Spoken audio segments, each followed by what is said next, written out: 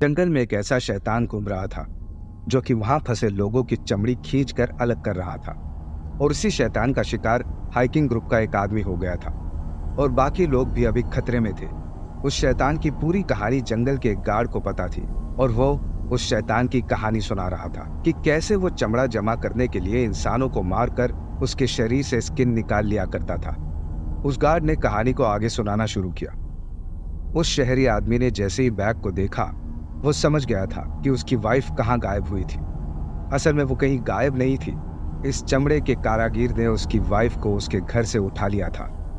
इस चमड़े के कारागिर ने उसकी वाइफ को उसके घर से उठाया, उसे जान से मारा, उसके शरीर से चमड़ा निकालकर उसी का बैग बना दिया।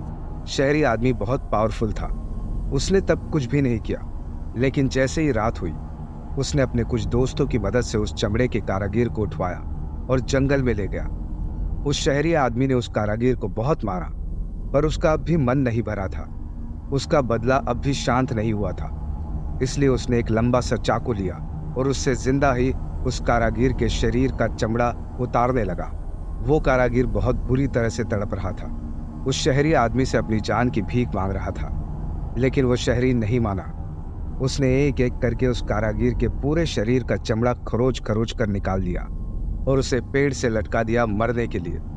उस कारागिर की लाश को रात भर कुत्ते, बिल्ली और जंगली जानवर ने खाया। सुबह होते होते वो आदमी मर गया, लेकिन मरने के बाद भी उसने अपना आतंक फैलाना बंद नहीं किया।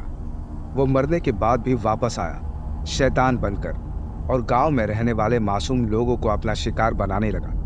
वो रात भर जंगल में ही घूमता है और जिस आदमी पर उसकी नजर पड़ जाती है वो उसके शरीर से वैसे ही चमड़ा निकाल लेता है जैसे उसके शरीर से निकाला गया था। वो उस चमड़े को खुद पहनने की कोशिश करता है और वो आज भी अपने शरीर के लिए चमड़ा ढूंढ रहा है। उस गार्ड की बात सुन के किसी को भी विश्वास नहीं हो रहा था। ऐसे लग रहा था कि जैसे वो एक क्रीपी स्टोरी सुना रहा हो। और यही बात ग्रुप के एक मेंबर ने भी उठाई। ये क्या, आप तो कह रहे हैं कि जो कोई भी उस शैतान को देख लेता है वो उसे जिंदा नहीं छोड़ता, फिर आप कैसे बच गए? आपकी कहानी कुछ कंसिस्टेंट नहीं है। लगता है आप हमारा बेवकूफ बना रहे हैं। ये बात सुनकर वो गार्ड बुरी तरह गुस्सा हो गया। उसने अपनी शर्ट उतारी और बिना शर्ट के सबके सामने खड़ा हो गया। ये देखो मेरा शरीर, ये निशान देखो।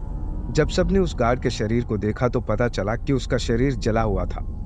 गार्ड ने बताया कि बचपन में उसके शरीर पर तेजाब गिर गया था और इस वजह से उसका शरीर का चमड़ा खराब हो गया। यही वजह थी कि उस शैतान ने गार्ड को छोड़ दिया, क्योंकि गार्ड का चमड़ा उस शैतान को पसंद नहीं आया था। ओह शिट, तो ये बात है, अब हम क्या करें?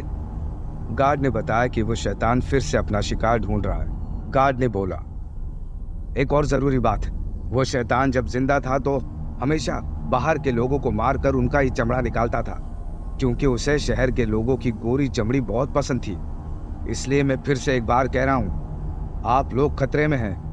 अगर आप भी इस जंगल से बाहर नहीं निकले तो वो आपको जान से मार देगा। इतना सुनने की देर थी और हाइकिंग ग्रुप के बचे तीनों लोग जंगल से बाहर निकलकर एक गेस्ट हाउस में रुक गए। उस ग्रुप में 2 लड़के और एक लड़की थी और अब शाम भी हो चली थी। खाना खाते खाते रात हो गई थी और आयुष, जो कि हाइकिंग ग्रुप को लीड कर रहा था, वो काफी कंफ्यूज बैठा हुआ था। वो अपने दूसरे दोस्तों से बात कर रहा था। अरे यार श्रेष्ठ, तुझे लगता है जो कुछ भी उस गार्ड ने बताया है वो सच होगा? मुझे तो बड़ी मिक्स्ड फीलिंग आ रही है यार। तू क्या कहता है? श्रेष्ठ ने जब से कहानी सुनी थी तब से वो बिल्कुल ही डरा बैठा हुआ था। उसने आयुष को बोला, क्या यार, मेरा तो दिमाग खराब हो रहा है। मैं जा रहा हूँ अपनी वाली के पास मूड ठीक करने के लिए। तू यहाँ पर बैठकर यही सब सोचता रहे। हाइकिंग ग्रुप में जो लड़की थी वो श्रेष्ठ की गर्लफ्रेंड थी और वो अपनी गर्लफ्रेंड के साथ रात बिताने के लिए गेस्ट हाउस के अंदर चला गया। उसकी गर्लफ्रेंड सुष्मिता के कमरे का दरवाजा बंद था और वो दरवाजे को खोलने लगा, लेकिन उसके पीछे से उसे कदमों की आहट सुनाई दी। उसने मुड़कर देखा तो वहां पर उसकी गर्लफ्रेंड सुष्मिता खड़ी थी। अरे सुष्मिता, तुम यहाँ कमरे से बाहर कहाँ घूम रही हो? और ये तुम्हारे चेहरे को क्या हुआ? बड़ा ही अजीब दिख रहा है। तुम्हारे चेहरे पे तो ये व्रिंकल्स अभी से दिखाई दे रहे। चलो अंदर चलते हैं और प्यार की बातें करते हैं। अंदर जाने के लिए श्रेष्ठ ने दरवाजा खोला और अंदर का नजारा देखकर श्रेष्ठ के हाथ पैर फूल गए, क्योंकि पूरे कमरे में खून फैला हुआ था और सुष्मिता की लाश पंखे से लटकी हुई थी। अब श्रेष्ठ के पीछे कोई और नहीं वही शैतान खड़ा था जिसने सुष्मिता की स्किन को पहना हुआ था। अचानक से उस शैतान के शरीर से सुष्मिता की स्किन गिरने लगी और उसका असली चेहरा श्रेष्ठ के सामने आने लगा। श्रेष्ठ अपने दोनों आंखें फाड़ कर ये सब कुछ देख रहा था, क्योंकि उसके शरीर में अब इतनी भी ताकत नहीं बच गई थी कि वह अपने पलकों को भी झपका सके। श्रेष्ठ अब अपने पैरों को भी नहीं हिला पा रहा था। वो बस एक जगह खड़ा उस शैतान को अपने पास आते हुए देख रहा था। उस शैतान के हर एक बढ़ते कदम श्रेष्ठ को उसकी जिंदगी से दूर ले जा रही थी, और देखते ही देखते वो शैतान श्रेष्ठ के पास भी पहुंच गया और एक तेज चिल्लाने की आवाज के साथ श्रेष्ठ की भी जिंदगी का अंत हो गया। उसके शरीर से भी उसकी स्किन को चीर कर निकाल लिया गया और शैतान ने उस स्किन को अपने शरीर पर किसी तौलिए की तरह लपेट लिया। इन सब बात से बेखबर आयुष बाहर टहल रहा था। उसे पता ही नहीं था कि उसके बाकी 2 साथियों की मौत हो चुकी थी और उसकी मौत भी अब कहीं आसपास ही थी।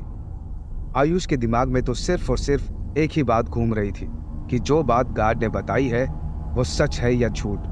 छोड़ यार, रात गई बात गई, अब मुझे भी सो जाना चाहिए। मैं तो अब यहाँ पर नहीं रुकने वाला, सुबह ही निकलना होगा। और वैसे भी यहाँ ट्रेन सिर्फ सुबह ही मिलती है। आयुष गेस्ट हाउस के अंदर जाने लगा, लेकिन अंदर जाते ही उसने एक बहुत गंदी सी स्मेल सूंघी। ये स्मेल खून की थी और नजर उठाकर देखने पर पता चला कि उसके चारों तरफ खून ही खून था और एक लाश जो कुछ कदमों की दूरी पर पड़ी हुई थी, बिल्कुल वैसे ही जैसे उस जंगल में उसके पहले साथी की लाश मिली थी। Oh my God, oh my God, वो सब सच था। वो शैतान भी सच है, वो यही कहीं है। मुझे यहाँ से जाना होगा।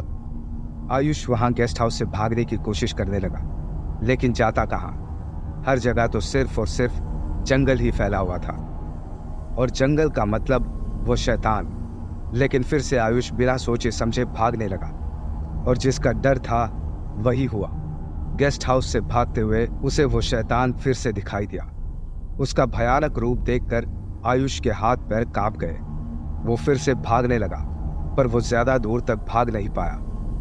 उसका पैर मुड़ गया और वो जमीन पर गिर गया। आयुष अब उठ भी नहीं पा रहा था। वो शैतान अब धीरे धीरे उसके तरफ बढ़ रहा था। आयुष अब अपनी मौत को गले लगाने को तैयार था कि तभी वहां पर वो गार्ड भागता हुआ आया, और उसके हाथ में एसिड था। वो शैतान आप लोगों को नहीं छोड़ेगा। उससे बचने का सिर्फ एक ही तरीका है, ये तेजाब आप अपने ऊपर छिड़क लो, वरना आपका मरना तय है। आयुष के पास सोचने का वक्त ही नहीं था। उसने तेजाब लिया और अपने ऊपर छिड़क लिया, जिससे उसे इतना दर्द हुआ कि वो बेहोश हो गया। और फिर जब आयुष की आंख खुली, वो हॉस्पिटल में था। उसका चेहरा और शरीर तेजाब के कारण जल गया था, लेकिन वो जिंदा था।